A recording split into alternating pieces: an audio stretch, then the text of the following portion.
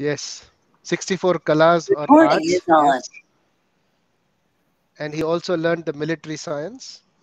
They learned all the Vedas, Upanishads, and the Puranas. Everything they learned from all the Shastras they learned. Academics, military science, sports, arts, pretty much everything is what they learned very quickly from Sandipani Muni. But Prabhuji, 64 kalas Krishna learned from Radharani, isn't it? That is spiritual side of it. This is Guru Shishya. Okay, okay. But These then, are these are the arts which are like singing, dancing, painting. He and Lord Balram, they both learned all these arts from Sandipani Muni in 64 days.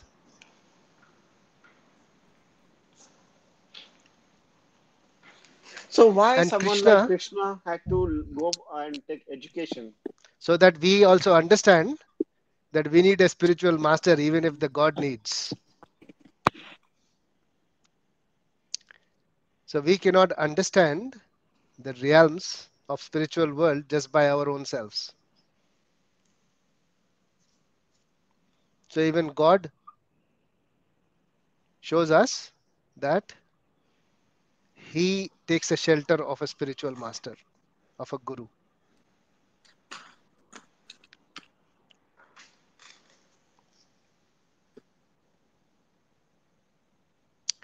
So I'll just Okay. answer Ritambhara Mataji. Mataji, what you were talking about was the different rasa which Krishna has, not the kala which he has learned. probably that is Shringar Ras Kala. So Yes, that, yeah, ras. you're right. Ras is Yeah, different than Shringar kala. Ras. Yeah. Okay. So the rasas are different. We will do that once we reach at a certain stage. So it is Brahma, Shiva, Vishnu, and Krishna.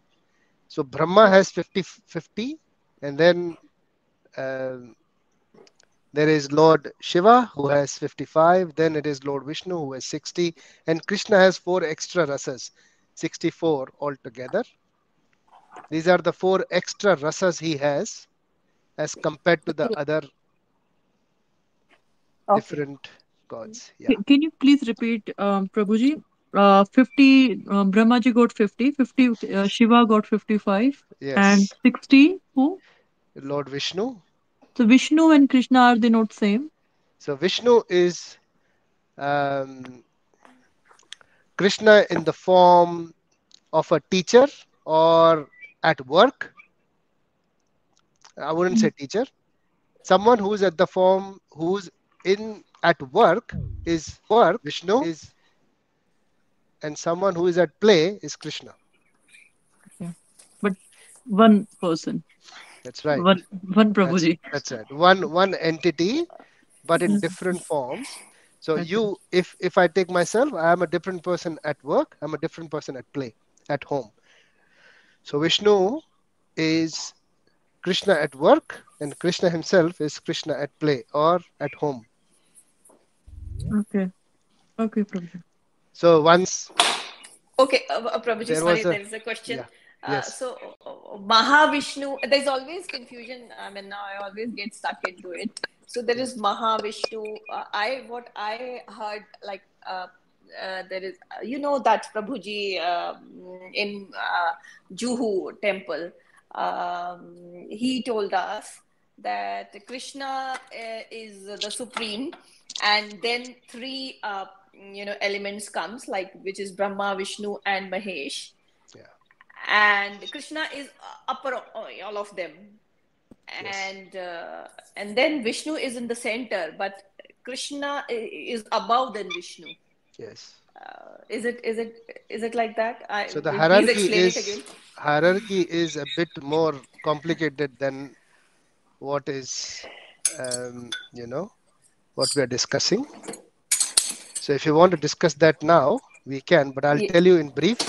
It may take us at least a few hours just to understand the hierarchy, but I will tell you something in brief so that you don't have the yeah, confusion.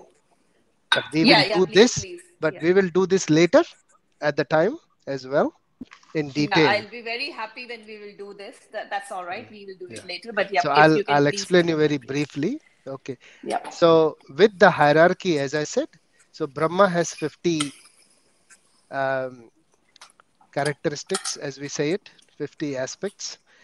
Uh, Lord Shiva has 55. Now we won't go into the micro level of detail of what those characteristics are. Otherwise, it will take another few hours. So Brahma 50, Lord Shiva 55, Vishnu 60, and Krishna 64. So if you go up the ladder, Krishna is the supreme, and then comes different gods, as we say. So Vishnu, of course, is down the hierarchy from Krishna. Okay. So these are forms we're talking about. All right. Different forms. God is only one, and that is Krishna. Okay. And we discussed the meaning of Krishna. That is, what was the meaning of the word Krishna?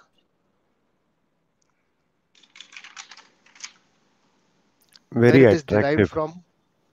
All Very attractive. attractive. All attractive. All attractive. And it is derived from the word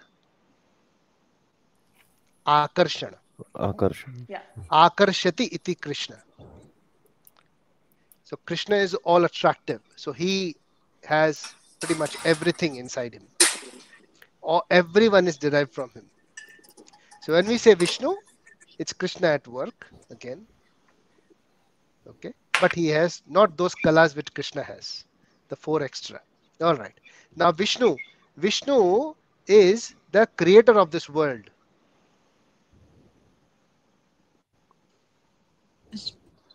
Okay. Brahma. Now the next thing will be, why not Brahma?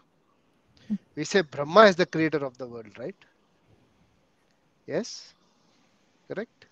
So Vishnu instructs Brahma to create this world. So Brahma is the implementer, whereas Vishnu is the creator. That's how it is created. The creation happens like that. So through Vishnu, quickly a detour, from Vishnu's Nabhi, there is a lotus Brahma. which is created, and in that lotus Brahma sits, and that's how he creates. So there are multiple Brahmas in multiple universes. We won't go there because it will be further complication. So we'll just understand this. The Vishnu is the main source of the creation. Brahma is the implementer, and Krishna is above all. Basic hierarchy. Now Vishnu further has different forms, which is Garbho Dakshai Vishnu, Shiro Dakshai Vishnu, and Mahavishnu. Okay, brief hierarchy. I won't go much into detail because it will confuse you more. So we will understand that later. But as a brief, if you can understand Krishna, then Vishnu. Vishnu has different forms: Shiro Dakshai, Garbho Dakshai, Mahavishnu. And then there is Shiva and there is Lord Brahma. Brahma is in the lotus of Vishnu's created lotus from his Nabhi.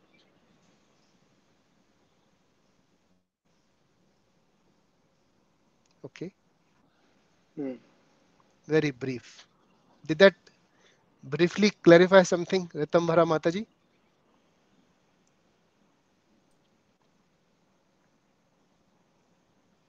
Yes, Prabhuji, thank you very much. And I would love if you can explain me some other time in Yeah, yeah. detail. So as Yeah. we progress in Bhagavad Gita, there will be a time where we'll be touching creation also. I think when we reach Yes, chapter yes. 5 or chapter 4, we'll see. And I will take the whole Yeah. understanding of the yugas, Mahavishnu, Vishnu, and the forms. Yeah. It means like God is one, which is Krishna, and when Yes. the Krishna they take the form of Brahma, he implements the world, No, and Krishna when doesn't take the he form of Brahma. Krishna takes the form. Vishnu is the source. He, from his Nabhi, Brahma is emanated. yeah. Yeah. Okay. So Krishna doesn't take anyone's form. Krishna is his own form. His own form. Krishna, you know that form. Yep. Okay. Yeah. Everything comes from Krishna, to simply understand. So Hmm. Krishna is not an avatar. Krishna is the main source. All these you can say are the avatars who are descending from Krishna. Yeah. briefly to understand. Yes, Prabhuji. Yes. Okay. Avatar means Thank you so much, descending. Prabhuji. Yeah, no problem. No Yeah. problem. Yeah. Okay. So going back to the Shankha, which was Panchajanya. So Panchajanya was acquired by Krishna by killing the demon Panchajana. Now we will discuss about Devadatta. Okay, what does Devadatta mean? Sir, Devadatta we discussed last time also. It was Yes. Arjun's Shankh and it was given to him by the Yeah. demigods. Yeah. We had discussed that. Sure. So Devadatta's meaning is the Shankh, something which is given from the Devatas. Now, who are the Devatas? Can someone name a few Devatas? Indradev, Suryadev, Who's that? Karan, Karan. Yes, Karan. Yes. Indradev. Yes. Suryadev, Surya Dev. Then mm, Vayu, Agni. Vayu. Who's Shiva? Who's Lord Shiva? Is he a demigod? He's a Devata? He's a destroyer. Oh, that's okay. But is he a Devata? I call him one of the CEOs.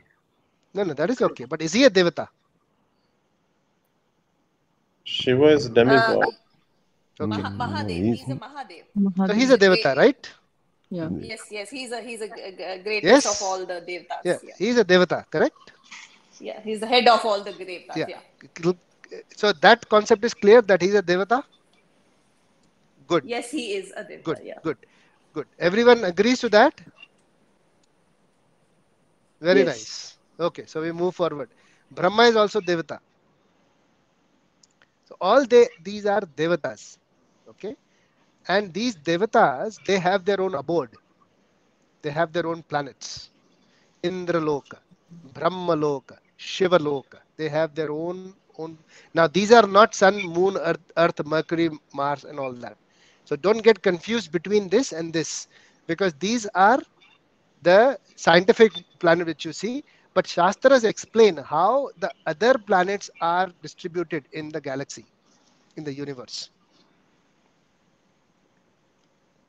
Okay, so we have different planets. Now today we will discuss about how Arjun, he traveled to the various planets to acquire, not acquire, to receive different weapons from various demigods. Okay, so heavenly planets or the higher planets are also a part of the material world. Do not get confused between these heaven, hell with the spiritual world. Spiritual world is different to the material world. So heavenly planets are also a part of material world.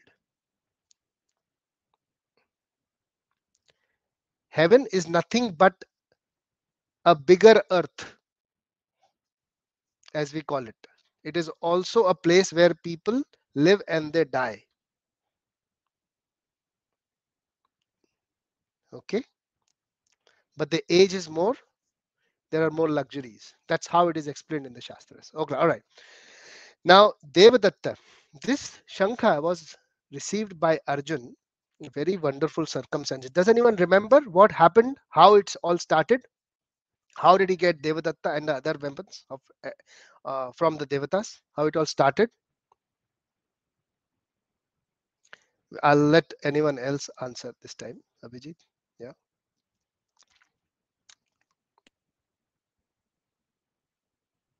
Why did Arjun had to go and to receive weapons?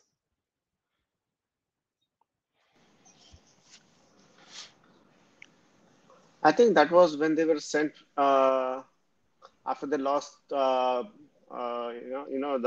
gambling match. Mm-hmm. They were sent to, the 13 years of exile. Mm-hmm. I think during that time, I think Arjun, he went to heaven and then he got all the Okay. Shastra. So at that time, during their exile, everyone knows this part of Mahabharat, that all the Pandavas, they lost to the gambling match and they had to go to exile in the forest and they were living in the forest. Yes. At that time, Vyasadev, everyone knows who's Vyasa Muni? Vyasadev? Yes. Yeah. So Vyasadev visited the Pandavas and he spoke to Yudhishthir Maharaj and he said that, my dear king, you are always anxious about defeating Duryodhan because you have been cheated in a gambling match, and then to reverse the tyranny which is an injustice which has happened to you, I would like to help you. I would like to teach you a mantra. Now I'll ask the name of the mantra because I think we discussed this last week. But what is the meaning of mantra? The word itself, mantra.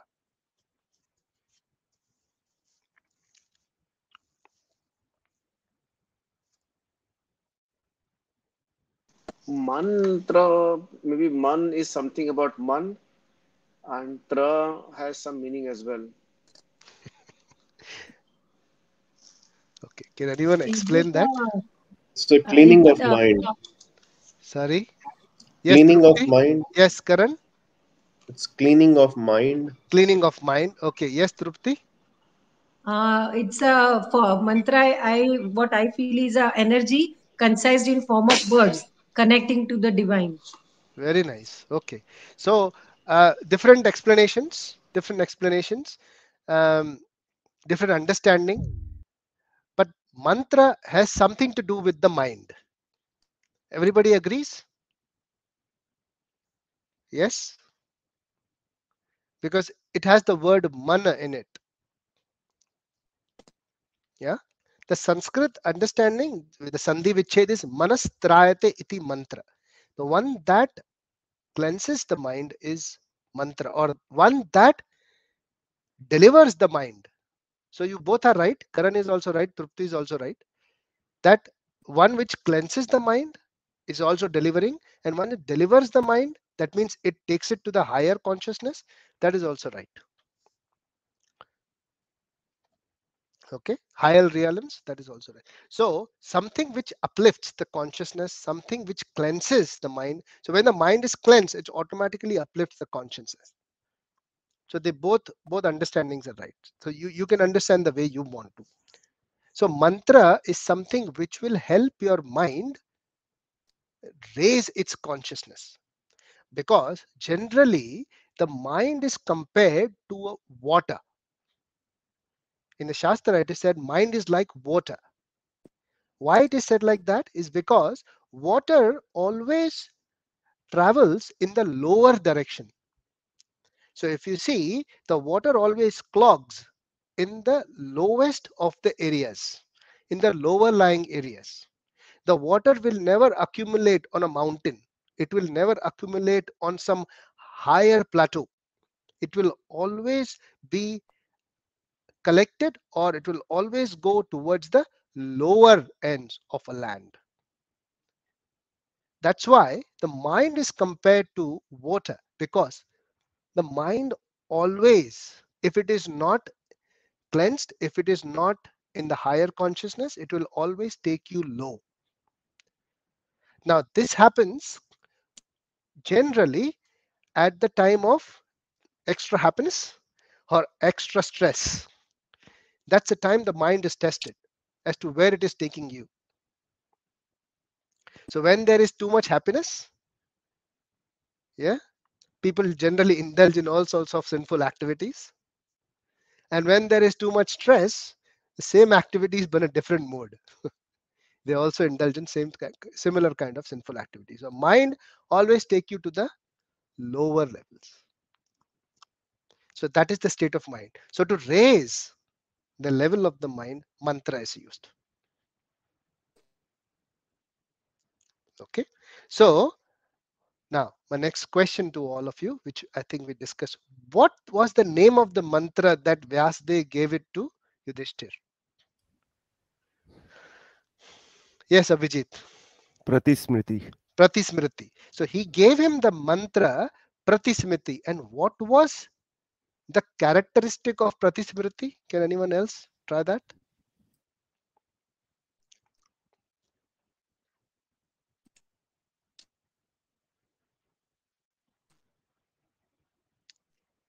Yes.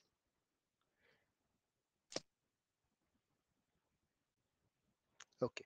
So Pratismriti was the mantra given by Vyasadeva to Yudhishthir, and he also told Yudhishthir Maharaj that you have to give this mantra to Arjun, because this mantra will help Arjun to travel with the speed of mind, and he should go to the Devatas to receive celestial weapons so that he can fight against Duryodhan, because Duryodhan will build an army of people and the Maharathis who are almost,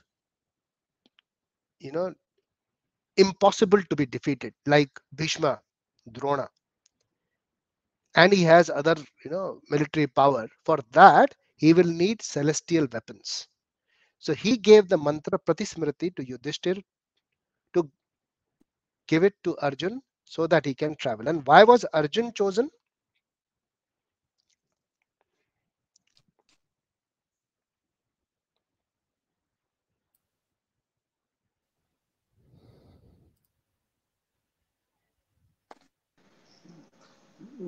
Because he's son of Indra.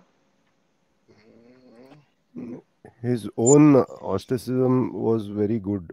Arjun was very much of a yogi and a dear friend of Krishna also.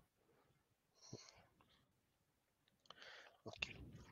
So before these points are right, whatever you said is correct. Yeah? But Arjun's identification was also that he was an eternal companion of the Lord. Anyone heard about Nar Narayan? So Nar Narayan, Narayan is the supreme, and Nar was Arjun, the supreme of all the men, Nar. So he was the Nar. So that is why he was considered to be the best of all the men. That's why he was chosen by Vyasadeva also. So after, he also told, Vyasadeva also told Yudhishthir Maharaj that after he has learned, he should go to Himalayas and higher into the realm of the Devatas. And since he's a great soul, the eternal associate of Narayan, Nara, let him approach Devatas, and they will be pleased to bestow upon him certain celestial weapons. And with this help, you would be able to defeat Duryodhan. So that is how the journey started. So Arjun, he left to meet Devatas after taking blessings from Vyasadeva and Yudhishthir Maharaj. Took him one day to reach the Mandar Parbat, which is the first level of entry towards the heavenly planets. And after that, he continued to travel. He reached a plateau where he saw a very beautiful sight which he had never seen before. A Brahmin, he saw only one Brahmin who was sitting under a tree and meditating. And suddenly that Brahmin spoke. He called out loud, asking him, "Who are you? You appear to be a Kshatriya." By the looks of Arjun, he identified him. But this place, he said, is for those who are Brahmanically inclined. Okay. So who are Brahmins? Question for all of you.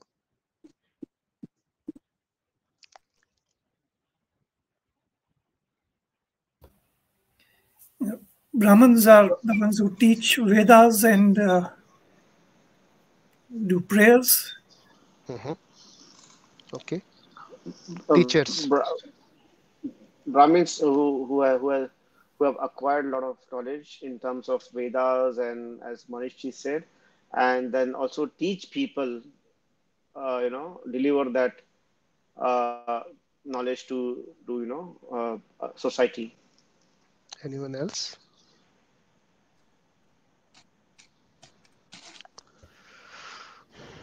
So they are the guide of Kshatriyas as well, like the kings. They used Okay. Yep. Okay. Yes. the teachers or the gurus of the Kshatriyas. Okay, yep. Anyone else? It's by karma, I think you said once. Sorry. It's by karma. What karma they are doing? What karma they are doing? Yeah. Okay. If they're doing So worship this is, or yeah, we are discussing that only. So what do they do? So everyone yeah, is saying the what to do. similar. You're right. Hmm. That by what they do, not by their birth. So uh, you wanted to say that it's not by birth they are brahmanas, but what they are act, they are like brahmanas. Am I right, Naisha? Yeah. Okay. Good. Yes. Anyone else?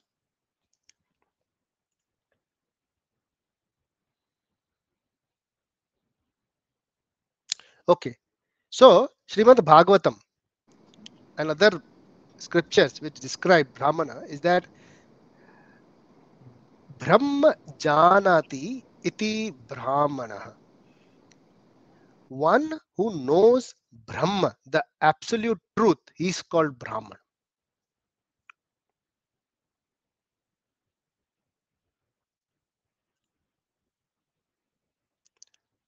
Okay.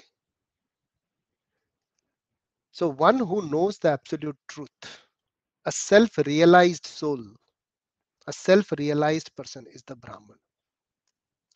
Not just reading Shastras, not just teaching everyone, but he is self-realized. He understands, he knows, he has realized the absolute truth. That is a Brahman. Can a woman be Brahman? Yes, of course. Of course. So does it mean all Brahmins were realized souls? Sorry? All Brahmins were realized souls? Because there were Yes. so many of them. Yes. So Brahmanas in the Vedic society, in the Vedic culture, in the Vedic era, as we say it, they were, yes, realized souls. They were addressed as Brahmana because they were Brahma Janati. They understood what is Brahma, But the absolute truth. what about Brahmins by birth? Like who were born to a Brahmin family? Kali Yuga. Okay, so there are different yuga. We'll discuss about the yugas also. So in Kali Yuga, it is said that Janma Jayati iti Shudra. So everyone who's born in Kali Yuga is a Shudra by birth. Then by sanskaras, then by association, and then by his own will to understand. If he self-realizes, then he might be able to become a Brahman. But no one can identify or tag a Brahman unless someone himself is self-realized. It is very difficult to tag a Brahman. So in Vedic culture or Vedic era, there were Brahmanas, but in today's world, it is hard to find any because the inclination towards self-realization itself is not there. It's more on the abhinivesha, which is the body consciousness. We are more towards the body than towards the spirit. But yeah, so that is the meaning of Brahman. And who's a Kshatriya? Because Arjun is also here. So this is Brahman is by nature. So not by just reading or just by doing this. He's by nature inclined towards the spiritual realization. By naturally, voluntarily, he's attracted towards that, and he understands the absolute truth. He realizes the absolute truth. That is a Brahman. Does anyone get the definition? Everyone got this definition? Yes? Yes. Okay. Prabhuji, just one Yes. thing, actually, I Yeah. just want to tell everyone is that, sometimes when there is some disturbance, I don't know from where it's coming, so I put everyone on mute. So if you want to speak, please unmute yourself. Okay. So next is on the ladder, Kshatriya. What is a Kshatriya? Who is a Kshatriya? The one who stands against any misdoings, wrongdoings. Yeah. So the understanding of the word Kshatriya is Shatatrayate iti Kshatriya. The one who gives shelter or who protects.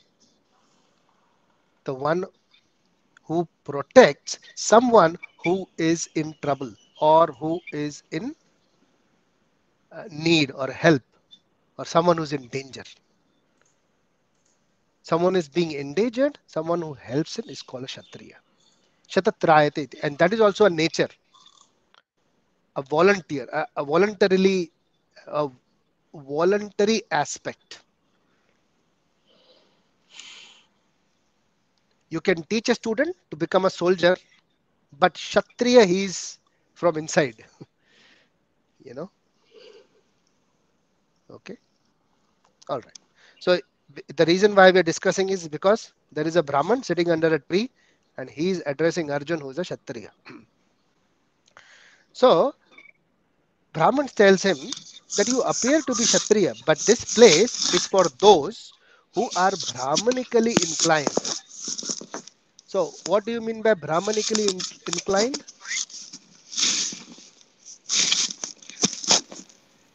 Maybe they are on the path to realization. Correct. So someone who is on the path of self-realization, that is Brahmanically inclined, those people are allowed in that place. That's what that Brahmana is telling him.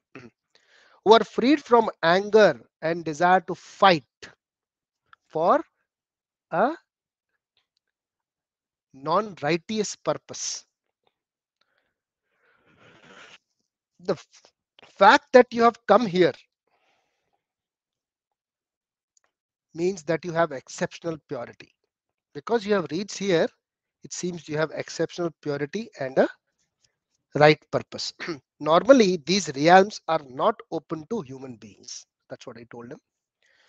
Only those who are in the higher planets or those of exceptional purity can enter here. Indeed, no one who has shown his back in the battle can come here. And also, no one who is indulged in sinful activities can come here.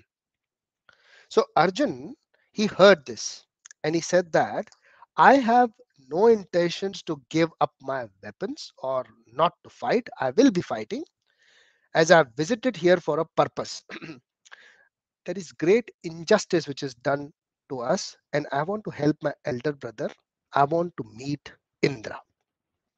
So my purpose is to help my brother Yudhishthir Maharaj to reverse the tyranny and the injustice happened to him.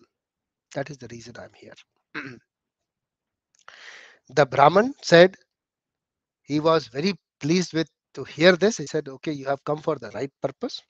By determinations I can see, and you are trying to execute your duties as a Kshatriya. So you are in that mode of performing your right dharma. And then he revealed his right or the real identity. That Brahmana itself, he was Indra. He was Indra himself. So he revealed his identity, and Indra asked him, what do you want from me? So Arjun has said that I have come with the purpose of learning the celestial weapons from you. If you can please help me get those. So Indra said that I can give you residence in my kingdom in this heavenly planets. You can live here and you don't need to go back to earth. And all the enjoyment, opulences are available here. Why do you want only my weapons? So Arjuna said, I have not come to enjoy the heaven. I don't want to live here. I want the weapons so I can help my brother fight injustice. So my brothers are waiting in the forest with great suffering. I cannot go to the celestial kingdom to enjoy. So the understanding here from this pastime is that when we have a purpose in our life, we should not be distracted by the comforts thrown to us in the middle. So the purpose has to be very clear. And for that purpose, even if you get a lot of comforts or any kind of enjoyments in your life, you shouldn't be distracted. Neither should be distracted by the stress given in the middle. So Indra, he said, that's fine. But first you have to meet Lord Shiva. So if you meet Lord Shiva, take his blessings, and then you can come back to me. So Indra left after that.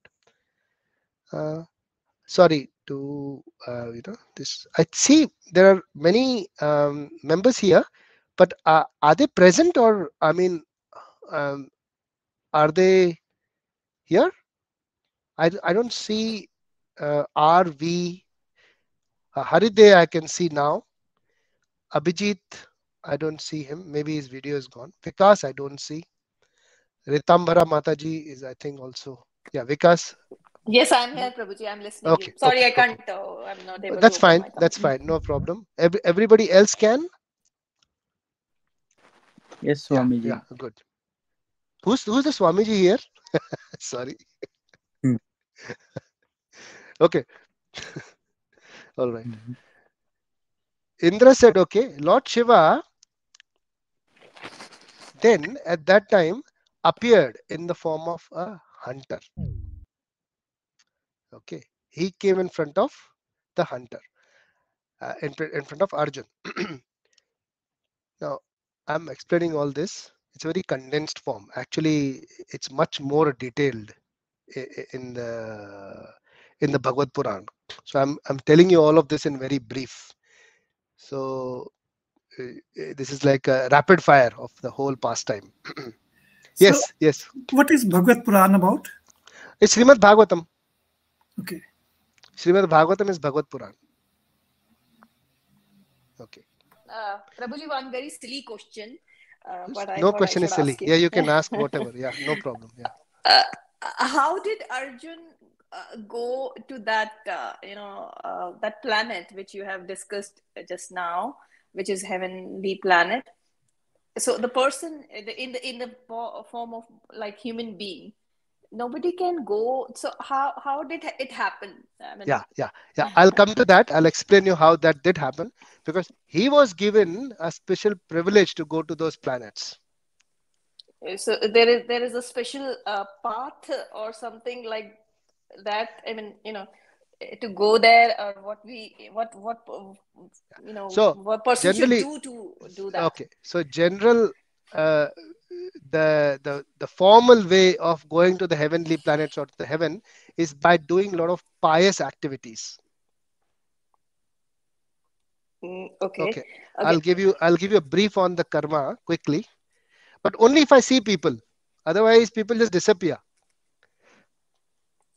Yeah, then other thing is like the people who in Jnana Yoga, they do meditation, and they say that they reach at the different world when they are into meditation. That is also some kind of heavenly thing or Okay. place or something like that. Heaven is material, Yeah, and what you're talking about is the spiritual realization. word.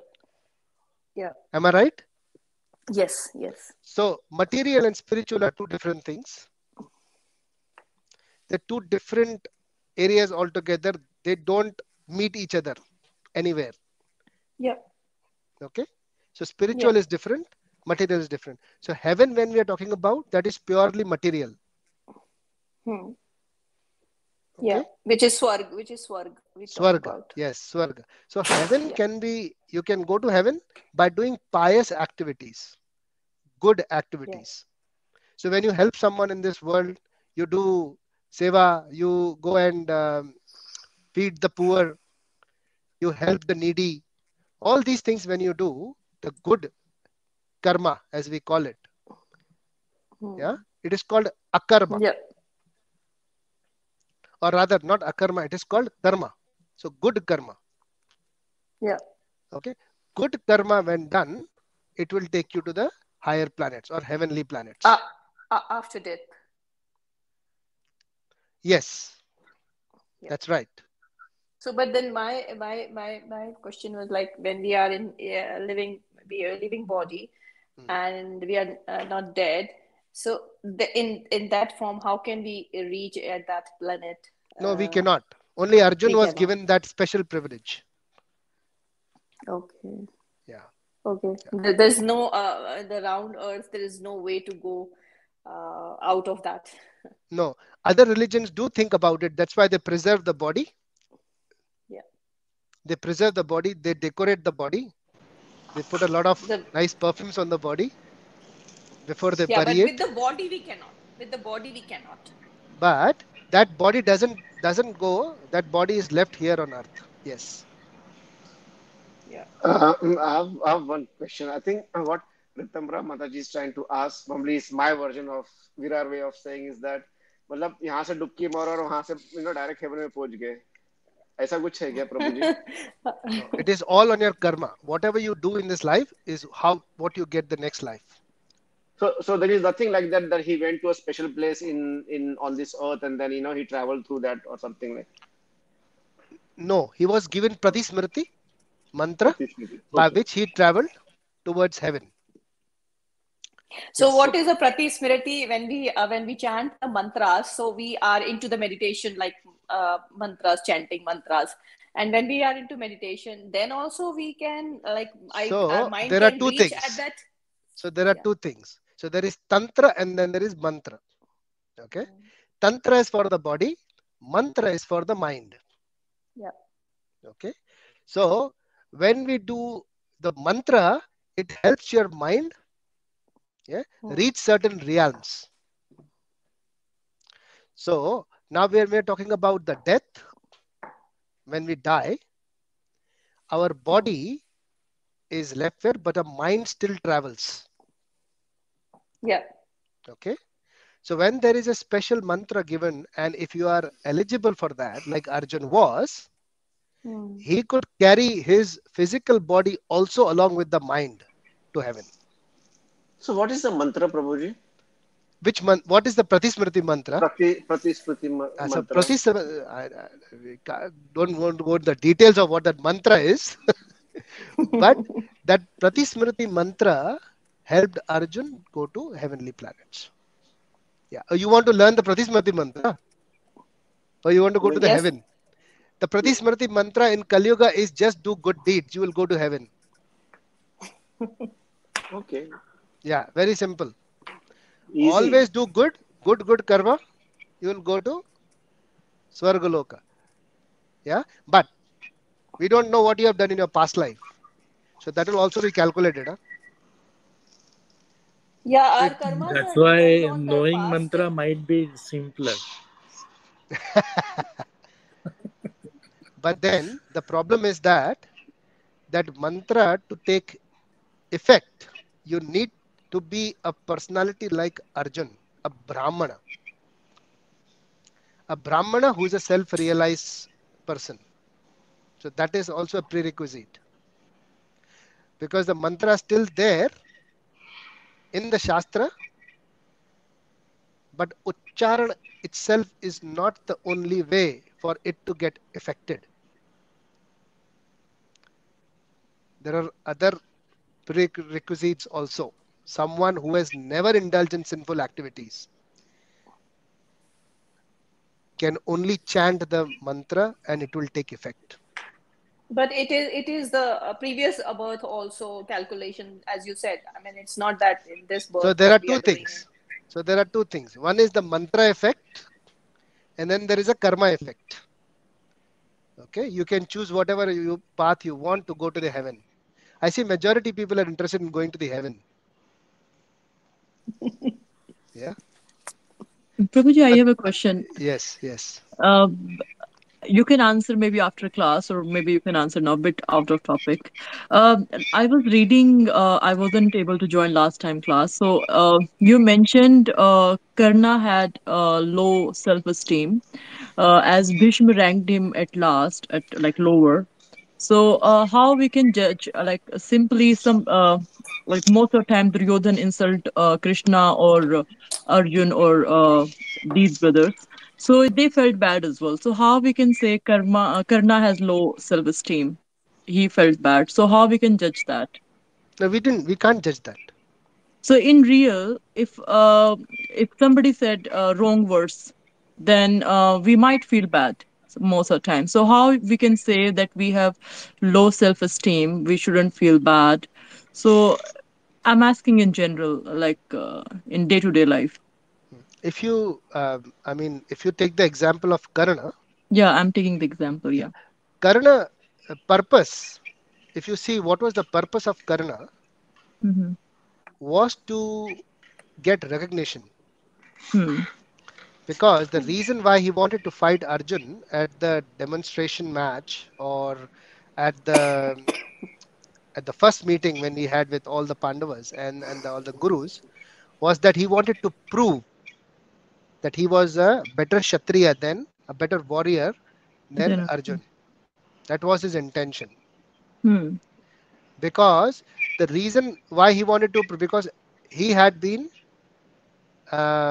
he was born in a family of a Sarathi and nobody considered him a Kshatriya. Hmm. Yeah, that was the reason why he wanted to get himself identified as a Kshatriya. He wanted to prove himself. That was So his purpose. Yeah. yeah. So so the caption was mentioned that if someone has low self-esteem, that's how he felt bad. So is it like something related to self-esteem, or if someone has like higher self-esteem, that person won't feel bad, or like I would like to know more clarity on that topic. No, no. On that He point. he. The main thing was what was his purpose behind his Okay. recognition. So Hmm. why did he want? Why did he wanted to fight? Is because and also with the Mahabharat war, he just wanted to prove that he's better than Arjun. Hmm.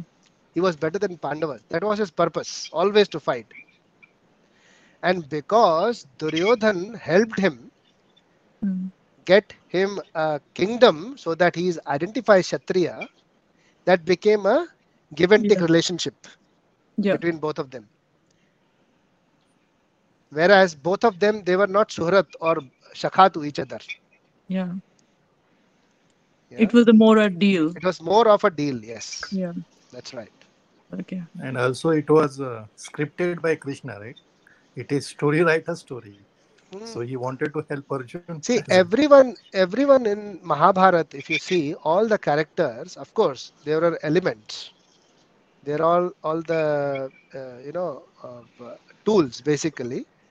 But the tools are to give us understanding of various aspects of humans. So we take the good and bad from them. Yeah, this is for our understanding.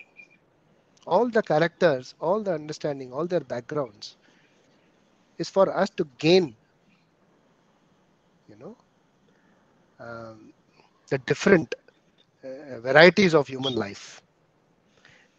What is good for us? What is bad for us? So we can understand that. Yeah. But having said that, Krishna doesn't come in your free will. He does not interfere in your free will. Hmm. So even if you see Bhagavad Gita, at the end of Bhagavad Gita, Krishna, after explaining Arjun, the whole Bhagavad Gita, he tells him, Parth yath ichha tatha kuru. I have explained you everything, but now whatever is your free will, you do that.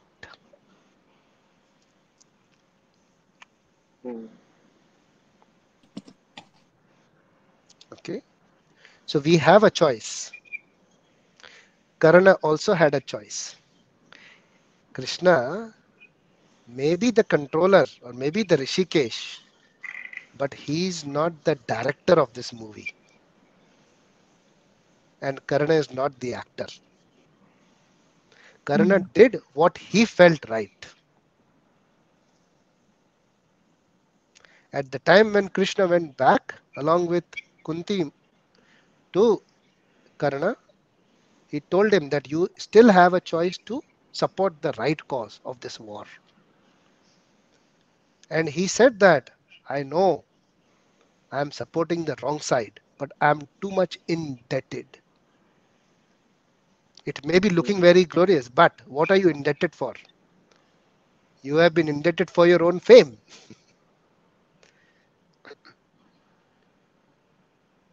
So he had a desire to get recognized. For that, he got indebted. And now he's repaying him back. Yeah. and for that he is doing the wrong things.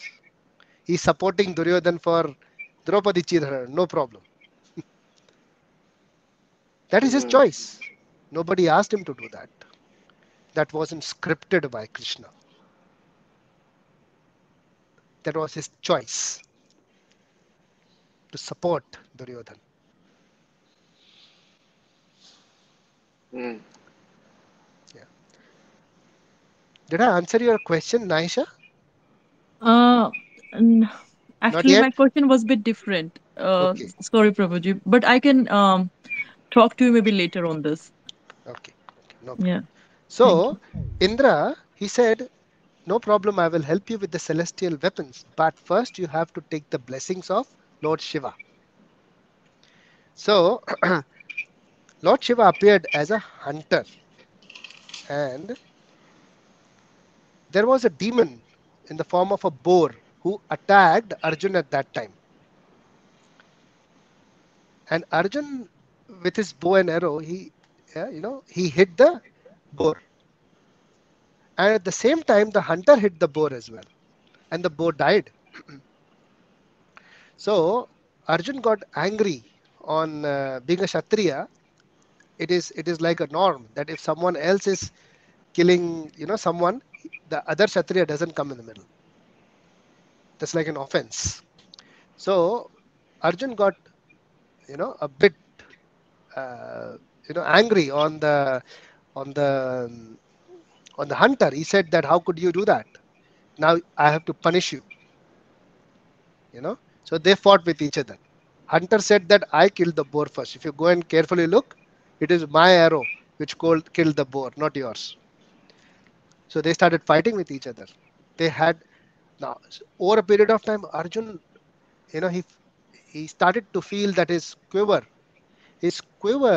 the one, the you know the thing at the back which holds the arrows, started to you know uh, started getting exhausted, which was unexhaustible because it was given by Agnidev to Arjun, that this quiver will never ever exhaust. You can keep on fighting with it. It will never get over.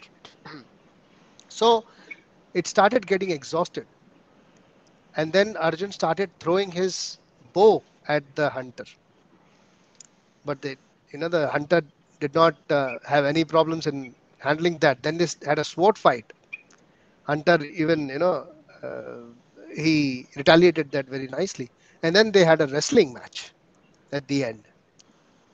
And at the time also, he could not defeat the hunter. And then Arjun was thrown away by that hunter and got unconscious. Slowly he gained consciousness, and then he started thinking about Indra, what he had told him. He started paying his obeisances to Lord Shiva and offering him flowers through his thoughts. And slowly he started seeing that the flowers being showered on that hunter. And then he realized that he is none other than Lord Shiva. And then he took his blessings that he wanted some Shastra from Shiva also. And that's when Shiva was very happy to see his military science of fighting, of his, the nature as a Kshatriya. He was very pleased. He said, okay, I will give you the weapons to go for a good cause and fight with your brother. He gave him the Pashupatastra, which is the weapon by Lord Shiva. So that's how Arjun got Pashupatastra. And this weapon, he told him that it is not to be used against the human beings. It is only to be used against the heavenly bodies, the Devatas. And this weapon cannot be countered by even Indra, Vayu. They cannot counter it. Then after getting that weapon, Arjun went to Indra and all the Devatas, Varun, Yamaraj, they blessed him with different weapons. Yamaraj gave him a gada, a mace. Kuber, he gave him an Antardhana Astra, which could make anyone bewildered.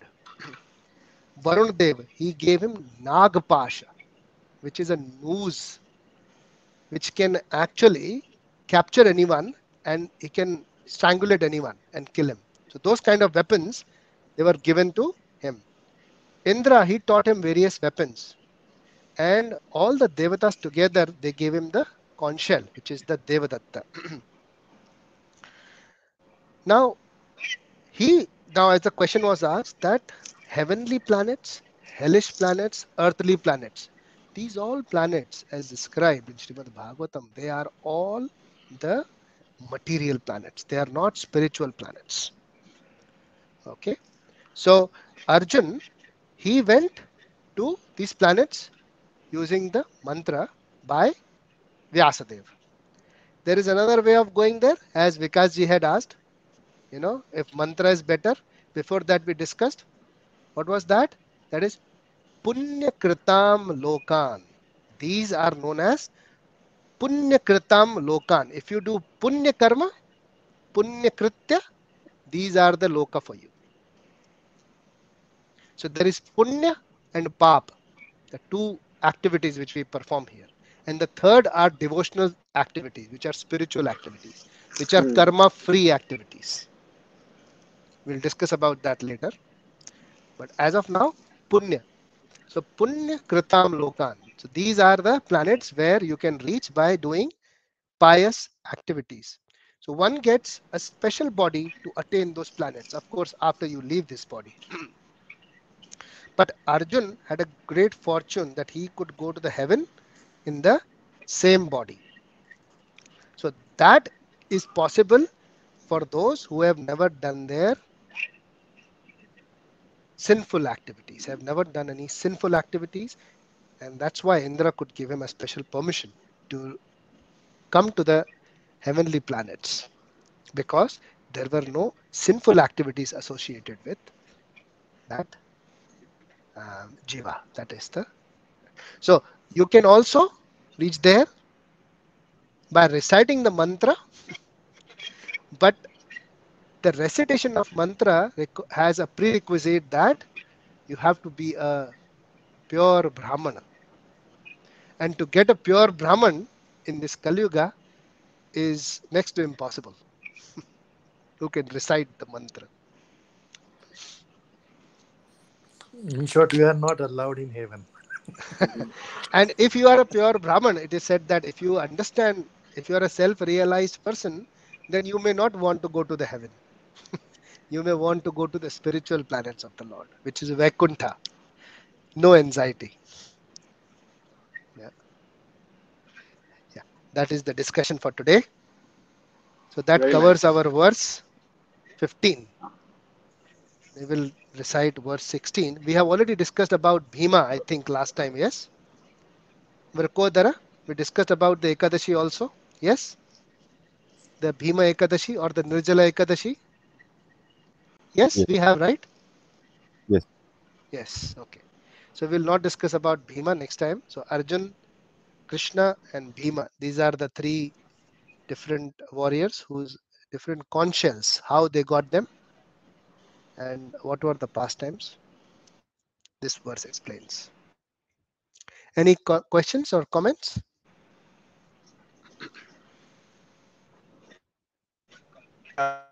Yes, Kalpesh. Yes, yes. You can see your lamp there in my hand. Yeah, I yeah, put yeah. my phone for charging Yeah, that's okay. on That's okay. Yeah, wireless. yeah.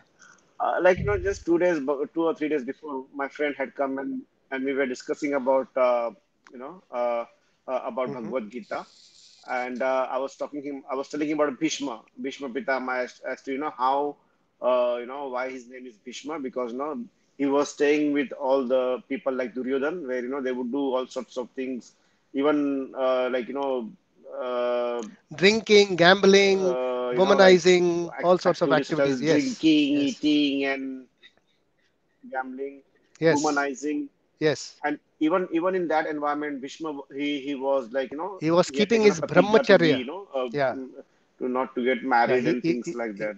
Yeah, he was keeping his Yeah, brahmacharya vrat brahmacharya on top. Yes, yes. intact. Celibacy. Yeah. Yeah, and then I was discussing that how Kshatriyas are allowed to eat meat, but other people are not allowed to eat meat as per the Shastras. I mean, Brahmins are not allowed, and So then he was saying, was Arjun and all, were they eating meat? Do we have anything in the scriptures that says that? No, we don't have it in the scriptures. Mahabharata doesn't Being a say Kshatriya? describe about their dinner plate, unfortunately, but it does describe their purpose of why they were fighting. Mm-hmm. Yeah. Sir, but So since Arjun was so very into the austerities and he was so very connected to Krishna, I assume that he won't be eating non-veg. Because the see, it one is not about who is self-realized and who is it so is not dear about to. vegetarianism or non-vegetarianism. It's more about your realization, self-realization. That should be the goal of life. What you eat it depends on um, it slowly you cultivate basically over a period of time. I've seen people getting cultivated once they start taking a path of any spiritual process. They give up all these kind of things because basically meat involves killing, killing of animals. Our Acharya Srila Prabhupada, he was who from ISKCON, who always he traveled a lot around the world. So people used to ask him that why can't why don't you guys eat meat? We don't like to kill.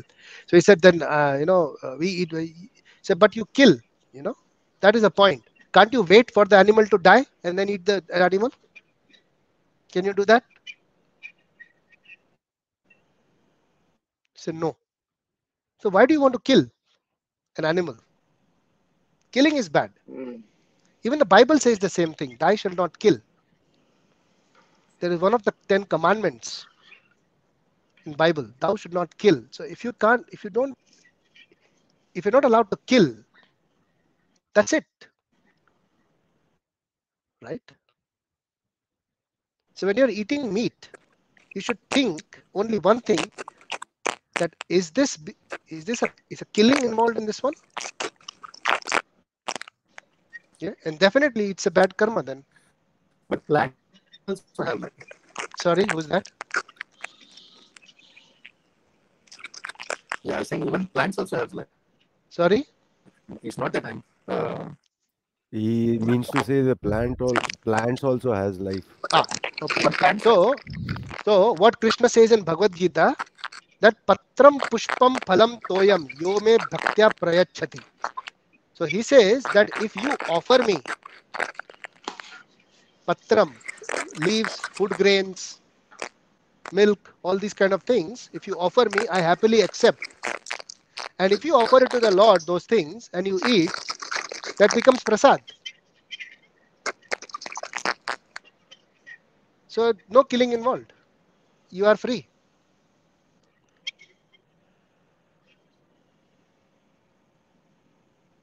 Yes? So there is no killing involved. Because Krishna says himself that you can offer me all these things. He would have gone ahead and said about meat also, right? But he didn't say that.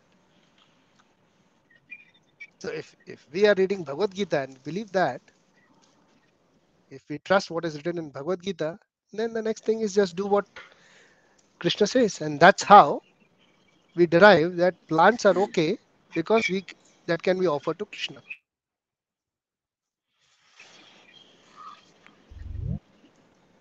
Did I answer your question, Vikas ji?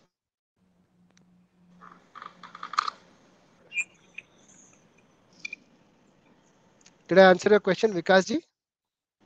I'm so sorry, but there was some internet connection issue at the right time and I couldn't hear. So I dropped off and rejoined. Sure. I will say that again. So Krishna in Bhagavad Gita, he says that Patram pushpam phalam toyam yo me bhaktya prayachati.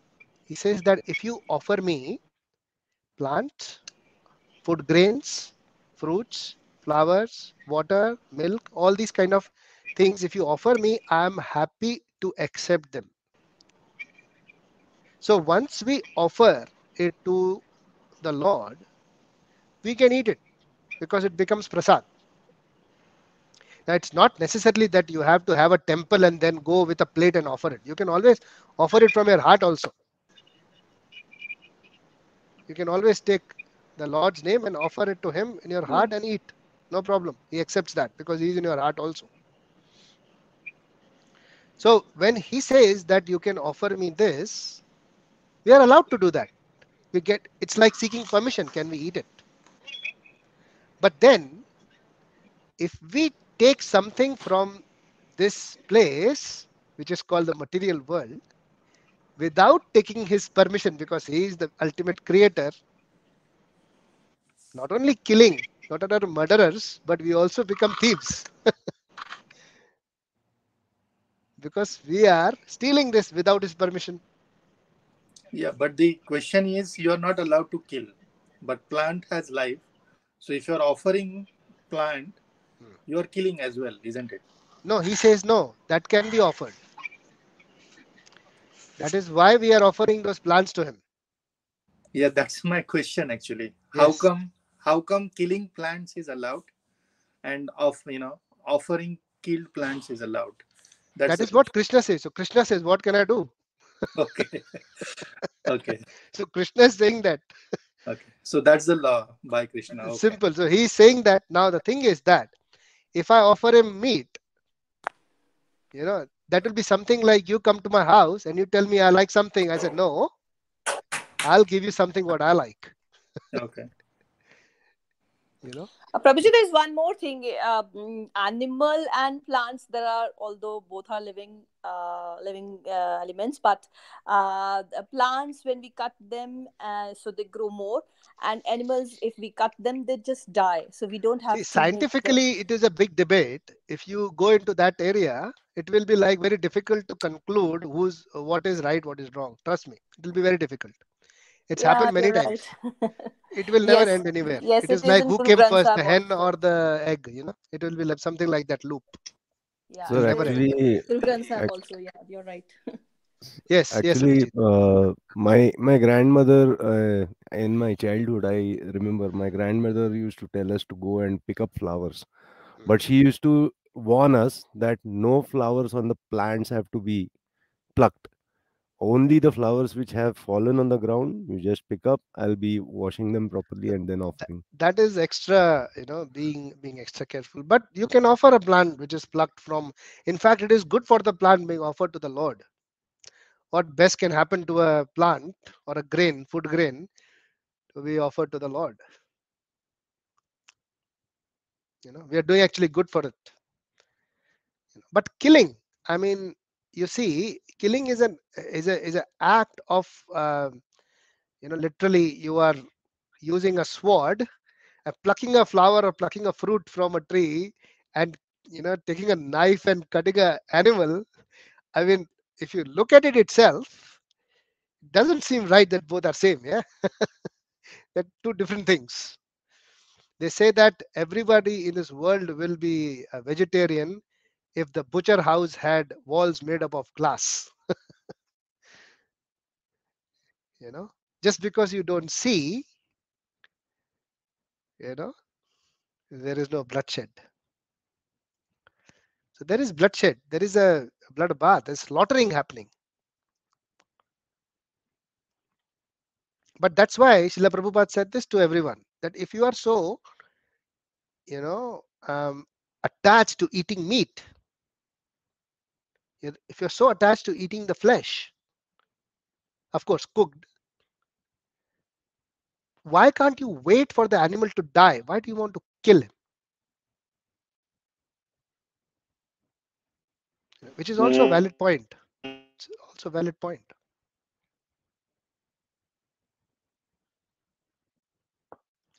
Did I answer your question, Kalpesh? I think we lost him.